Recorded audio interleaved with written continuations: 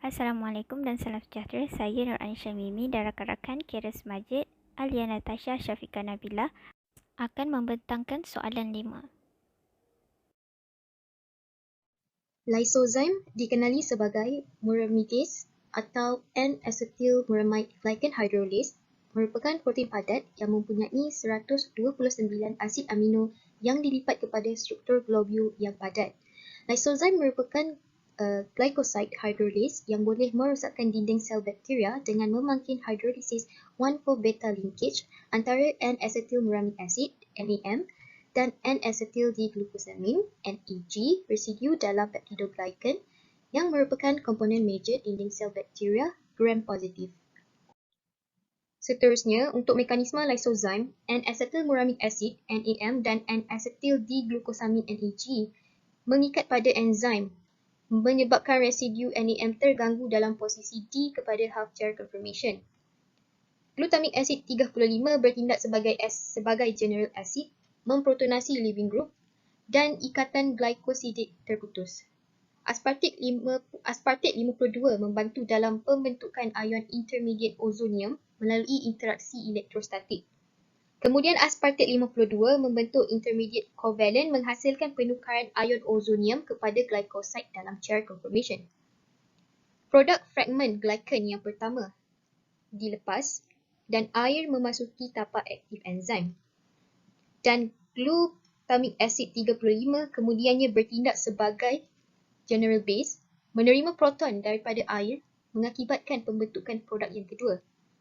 Jadi, mekanisme pemutusan ikatan ataupun bond breaking melibatkan pemindahan hidrogen daripada glutamic acid 35 kepada oksigen ikatan glycosidik.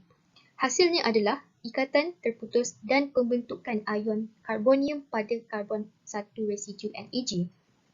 Ion karbonium tersebut dibuang melalui kumpulan hidroksil. Jadi, glutamic acid 35 bertindak sebagai penderma proton kepada ikatan glycosidik, memotong ikatan karbon oksigen di substrate, manakala aspartate 52 bertindak sebagai nukleofile untuk membentuk enzim glikosil pertengahan. Enzim seterusnya adalah enzim ribonuclease A ataupun RNase A yang juga dikenali sebagai ribonuklease pankreas lembu. Dan enzim ini mempunyai base histidina yang berada dalam tapak aktif dan enzim ini terlibat dalam memangkinkan tindak balas hidrolisis RNA di mana histidina 119 dan histidina 12 terlibat. RNA hidrolisis ini bermula apabila histidina 12 menerima proton daripada molekul 2' hidroksil daripada molekul ribosa dan membolehkan molekul 2' oksigen ini bertindak sebagai nukleofil dan menyerang atom fosfat. Seterusnya, histidina 119 menderma proton kepada 5' oksigen pada struktur cincin ribosa dan akhirnya tindak balas ini menghasilkan 2'3' cyclic phosphate intermediate. Molekul ini akan dihidrolisis melalui tindakan histidina 12 yang menderma proton kepada kumpulan keluar 3' oksigen dan histidina 19 menerima proton daripada molekul air iaitu di sini dan membolehkan molekul air ini menyerang molekul fosfat itu dan hasilnya pembebasan molekul 2' fosfat dan 3' hidroksil menyebabkan RNA fragment terpotong. Seterusnya saya akan membincangkan tentang mekanisme pembangkit chymotrypsin. Chymotrypsin ini merupakan sejenis enzim pencernaan yang tergolong dalam superfamili serine protease. Dan enzim chymotrypsin ini mempunyai tapak aktif yang mengenai serine 195, histidine 57 dan juga aspartate 102 yang akan membantunya untuk membentuk catalytic thread residue. Dan susunan catalytic thread ini akan membenarkan pergerakan proton serta charge dalam tapak aktif enzim.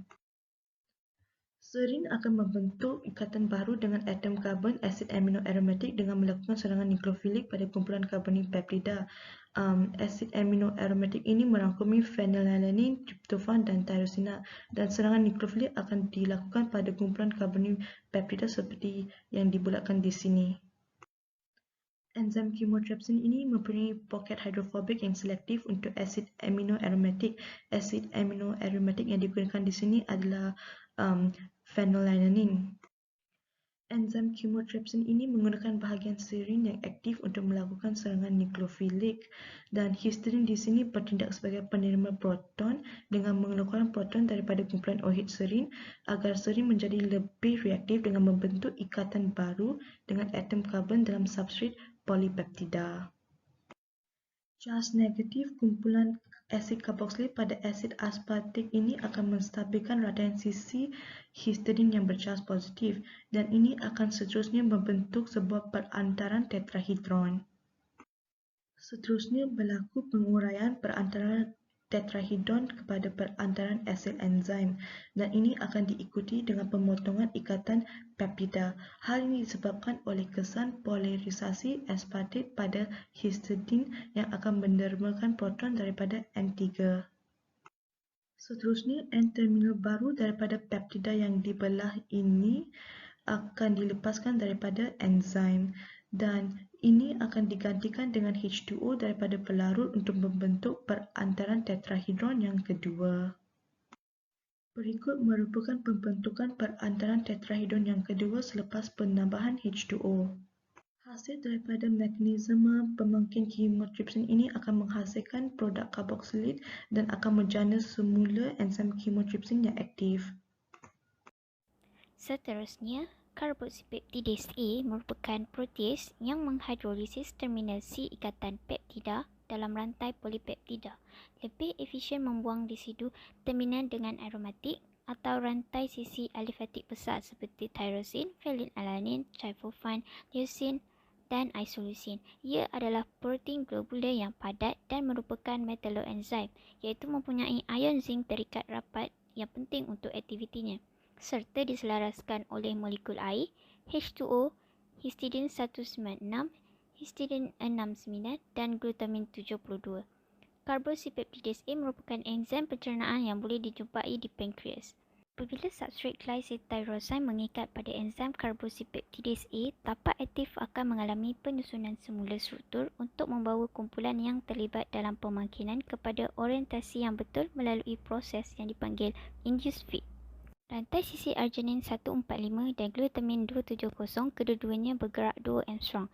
Molekul air disesarkan daripada poket bukan kutub, dan kumpulan hidroksid fenolik tyrosin 248 bergerak 12 angstrom apabila residu ini bergerak ke tempatnya untuk pemangkinan.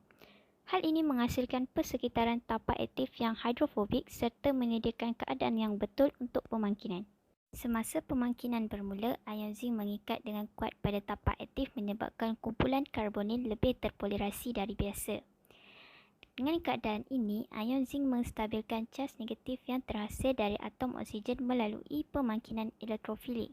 Dalam keadaan dipol yang besar ini, atom karbon daripada kumpulan karbonil lebih terdedah kepada serangan nukleofilik disebabkan ia mempunyai separuh charge positif. Glutamin 270 menerima proton daripada molekul air dan menghasilkan OH manis. Secara langsung menyerang atom karbon yang terdedah iaitu melalui pemangkinan asas base. Secara serentak, tyrosin 248 menerima proton kepada kumpulan amino dalam ikatan peptida. Dengan ini, ikatan peptida terhidrolisis.